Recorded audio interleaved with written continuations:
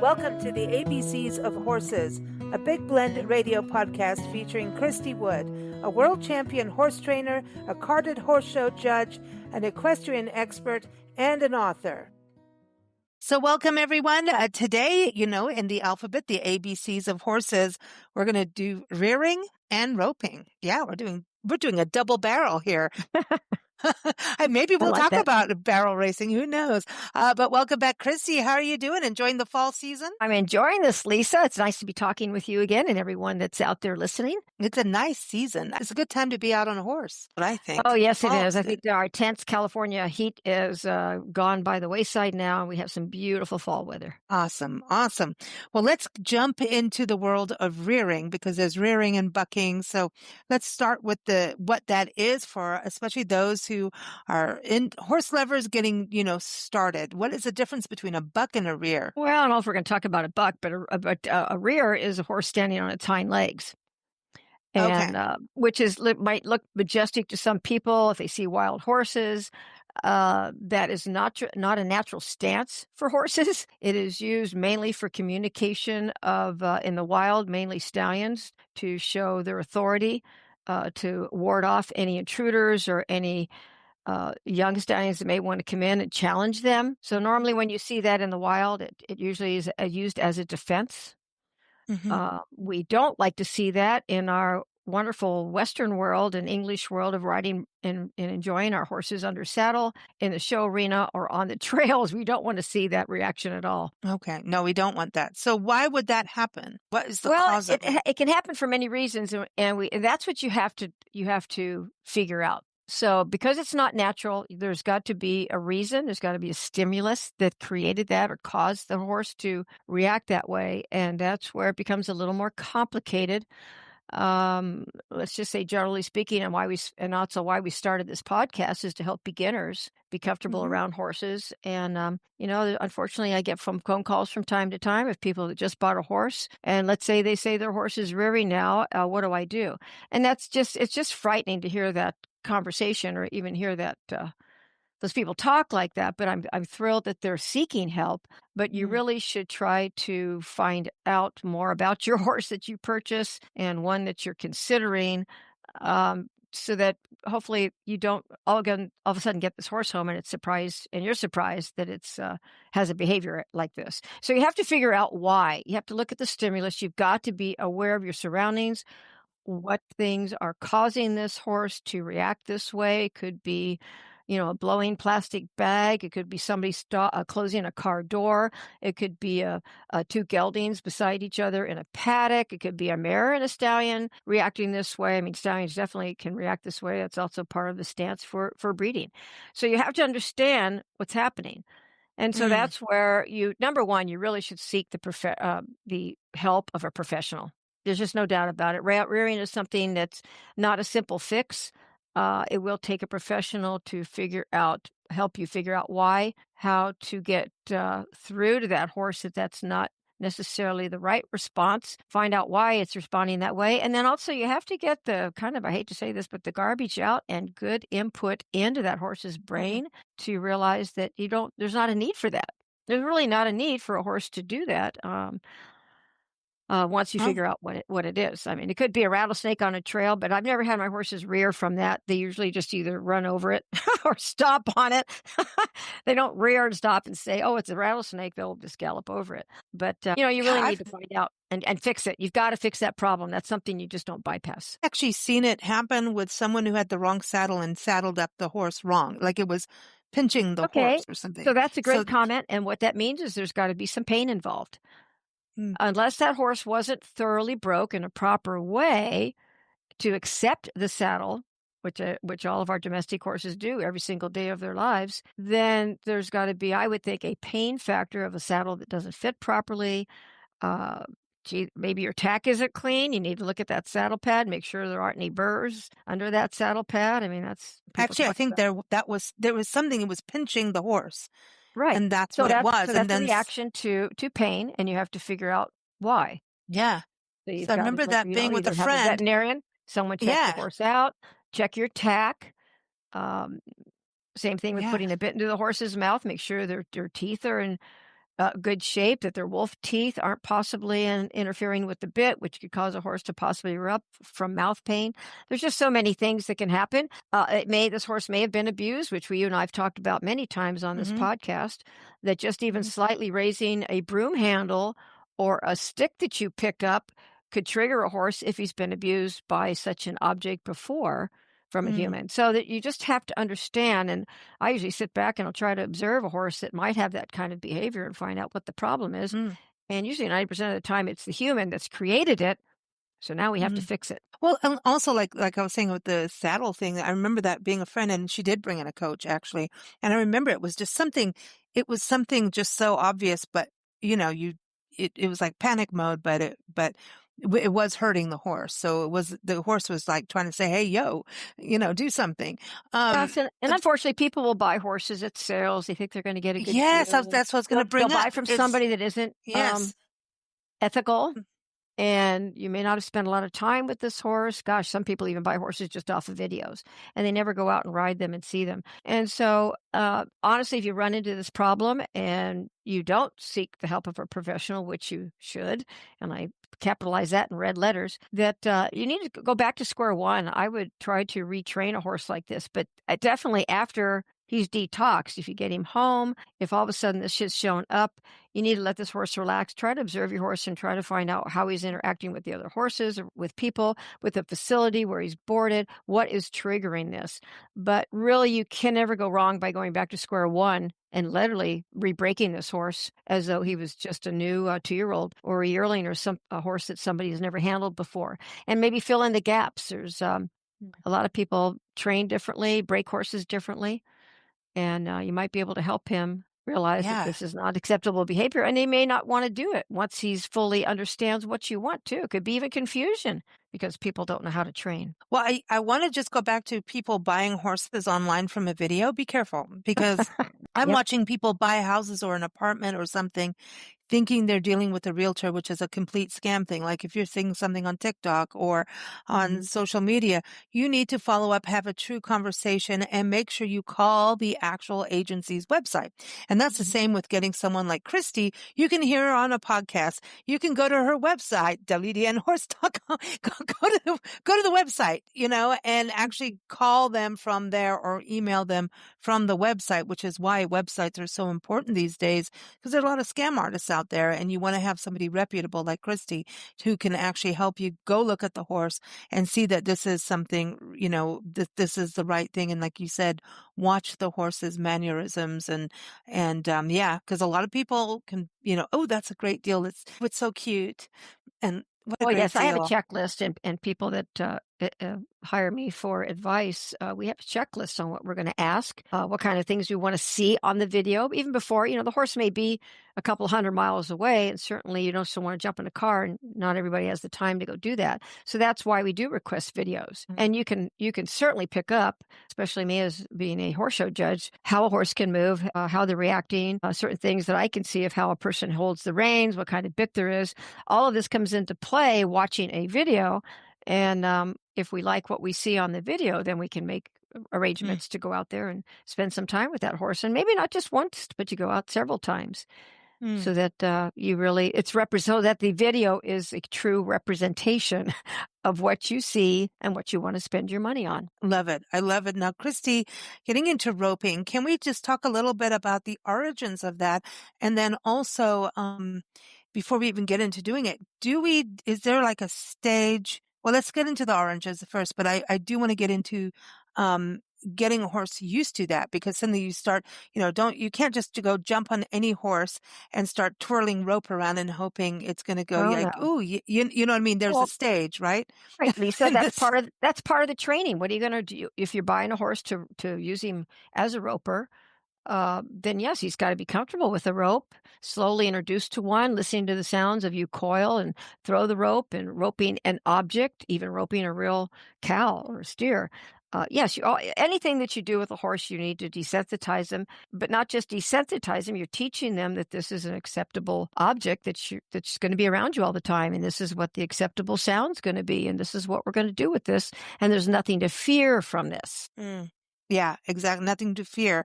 So then so you don't hurt the horse, don't strangle the horse while you're doing this. So roping, this is like a ranching tradition. Well, And, of course. So this is how the West was won. yeah, there we go. Yeah, it was cowboys that would, and even with the visiting ranchers, the rancheros that used to visit the visiting ranches to help their neighbors gather cattle. They had to be able to rope the steers in order to brand them. So they had their Okay. brand on them. So that's what kept people from rustling and stealing each other's livestock. And this is how you would help a cow that's maybe stuck in the mud as well. And when you're out on the prairie, you need to just help an animal. It's not just so much trying to rope them to brand them as well, but a cowboy needs to be able to throw a rope, and you have to have a good horse to allow you to do that. Okay. And so did the Native American side do roping or no? Because they were more like hunters and things like that. So they didn't do the roping, They right? they used ropes. They made their own ropes, and they used them, yes, for making bridles to fit over a horse's head. Some Okay. of the early bits that the Native Americans had were actually braided rope that went through the horse's mouth, so that they could steer the horse and guide the horse and stop it. So yes, so they had their own method of what they did with ropes that they made from, twine. Actually, they made some rope from sinew, which is the tendon of a cow. That's Oh, originally what the original threading was, and it was very, very strong. So they used that on their clothes, and they used that to fasten their bridles and hold things together on their horses. yeah. See, I had to ask that because of all your, history with the Chief Joseph Trail Ride and writing, your books and I just saw that you posted the next ride. So see, that was my segue. Yeah. So, Our fellas, it's wonderful. Our crew's already up in the mountains scouting out the trail for next year. really? Job. Of course, they need to do that because the snow is going to come in the next month or two.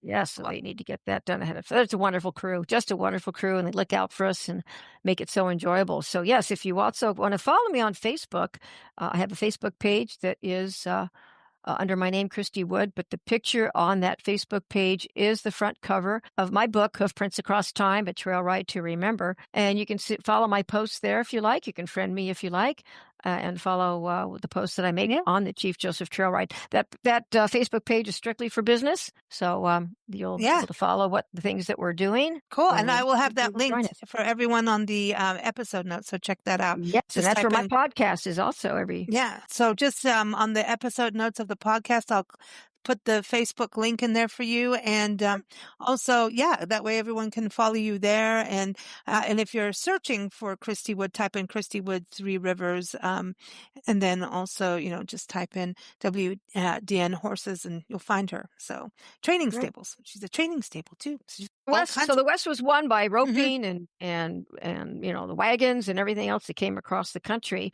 and then slowly, of course, as our lives became automated with automobiles, we didn't need the horses much, didn't need to go out and rope the steer. They just kept them in feedlots, and that's where all the beef came to feed everybody. But the team roping has stayed because there's so many events now that have gone on. It's become a real sport. So we keep Mm. the West and the Old West alive by going to roping events. And there are roping events. So they're called team ropings all across America. There are team roping classes or events within horse shows with different breeds. And it's just an exciting thing. There are rodeos, which also have some team roping events. They've got to be able to rope a single steer and jump off the horse and dally its legs and get it roped so it can't move. So again, that if they're going through simulating what they would do if they were going to rope that steer and bring it out of the herd to brand it. But the team ropers are actually have a great time at the ropings. They are timed. It becomes a timed event at most roping events and rodeos.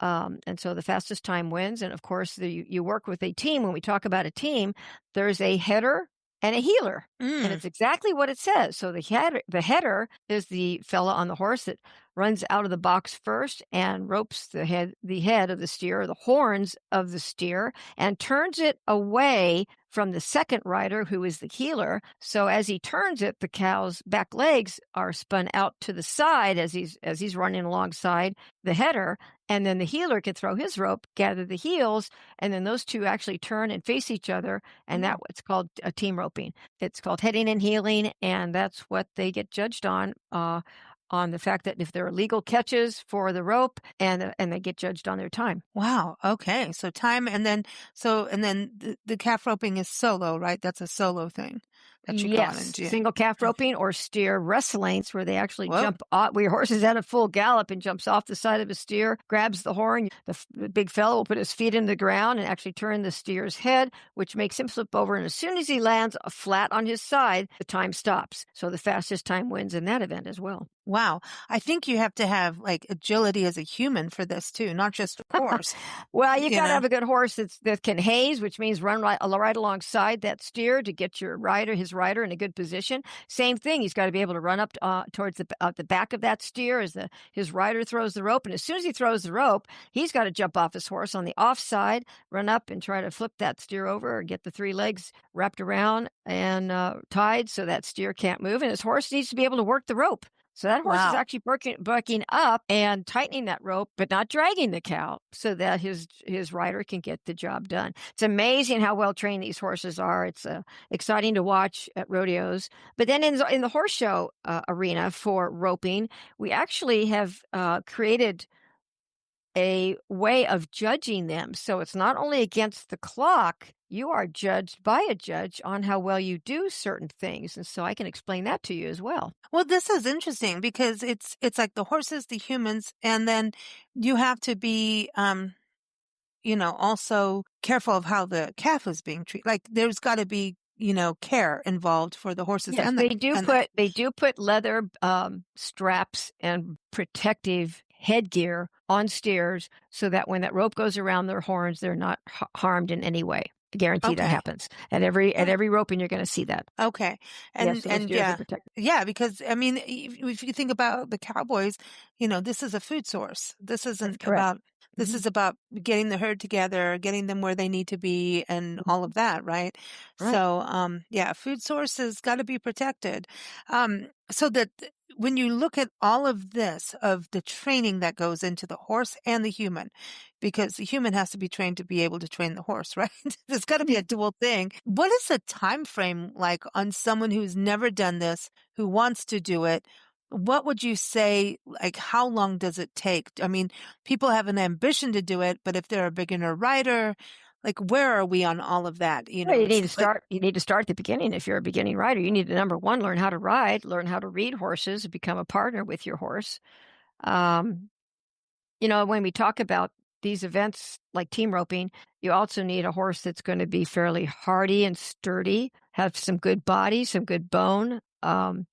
It's not for the frail. There's different breeds that are lighter built than others, which probably won't work out as well because you have to that horse has to be able to handle an 800-pound steer, or maybe 1,200-pound steer. So you need some substance, and you need obviously to get a horse broke to do that as well. So it's going to take some time. You're going to have to spend at least a year of your own time just learning how to ride first, and then find a good trainer that will train you how to rope. And it may take you 6 months to a year to really get proficient, be good enough to be able to throw that rope.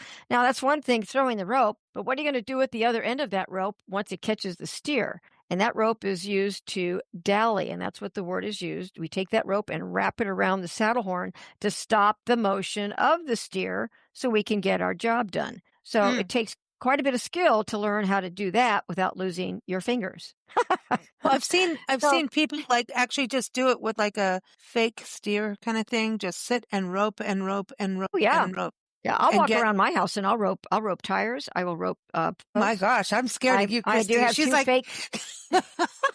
I've got two metal steers that have a fake cow heads on them that I will rope off of with my horse. That I have one horse that I need to do that for my ranch events. And you need to be able to get a horse comfortable with all of that.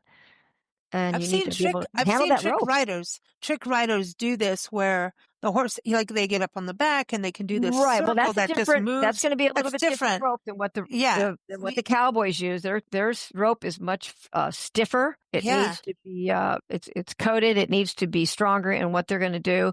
Where the trick ropers need a rope that has some stiffness in it, but it does also have some flexibility because they'll be jumping it like jump rope.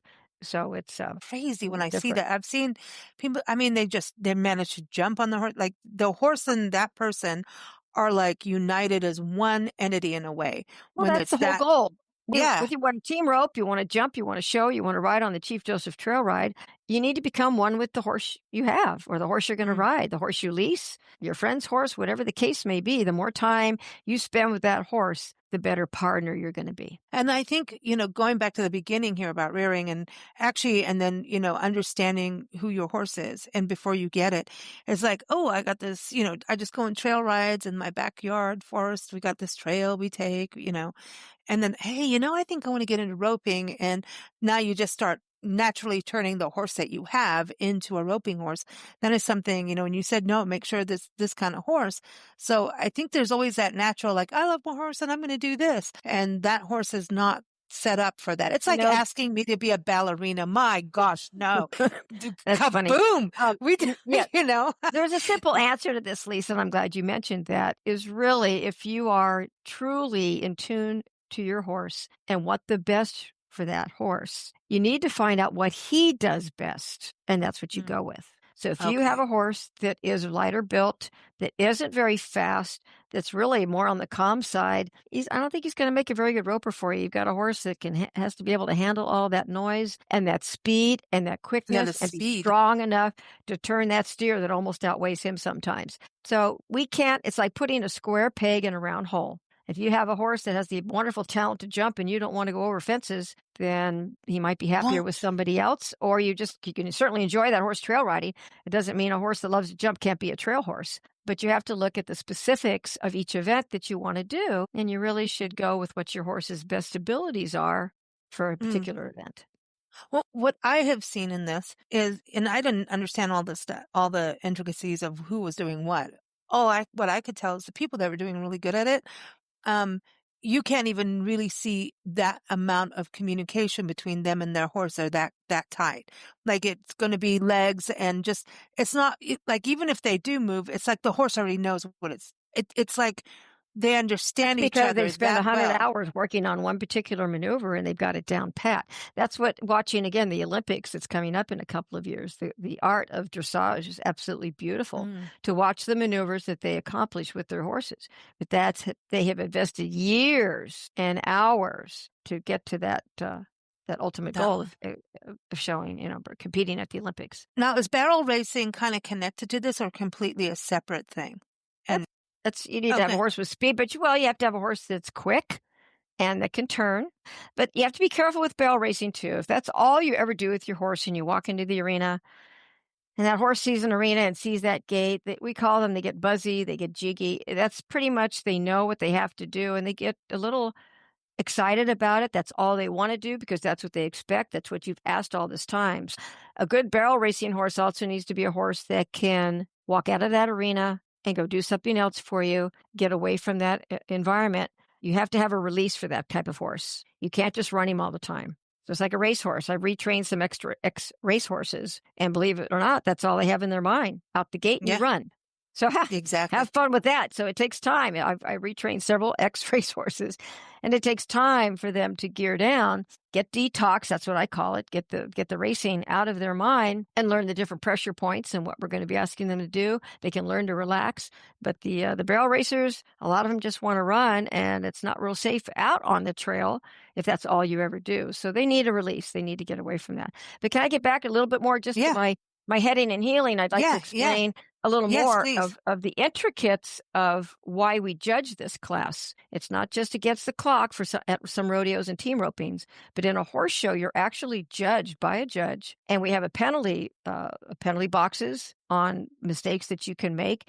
And actually, if you learn that and understand a judge's card, and also the penalties are in rule books for every horse show association that puts on ropings within their breed of horse, you can learn what they're judging, and that can help you improve your ride. That's why it's always good to take lessons from a judge like myself, is you're going to learn a little bit more detail about how to improve your goes and plus your rides instead of getting penalty points. But the horse is actually judged in a let's say if it's a team roping, or if it's even a calf roping or steer wrestling. If it's a judged event, the first thing we're going to judge is how your horse enters the box. Hmm.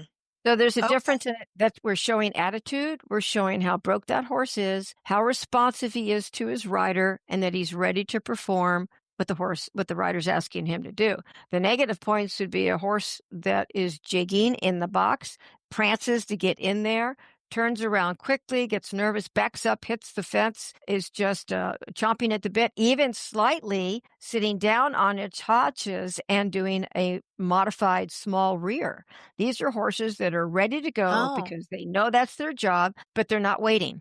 They're pushing the envelope, as we say, and they're Yeah. ready to go. So you can get penalty points if that horse isn't calm entering the box. And then then we judge the run to rate, which means how quick is your horse to run after that steer for any one of those several events I just mentioned, and how he rates himself to that horse, to the steer. So is that horse catching up with that steer, staying on his flank? So he's putting his roper in a good position? Is he too slow that the steer gets away? Hopefully he never runs over the steer. That's a major penalty. If the horse outruns the steer, then you're sort of out of luck with that one. So that's what we're judging on, is how well that horse can put his Yeah. rider, who's throwing the rope, into a really good position to throw that rope correctly.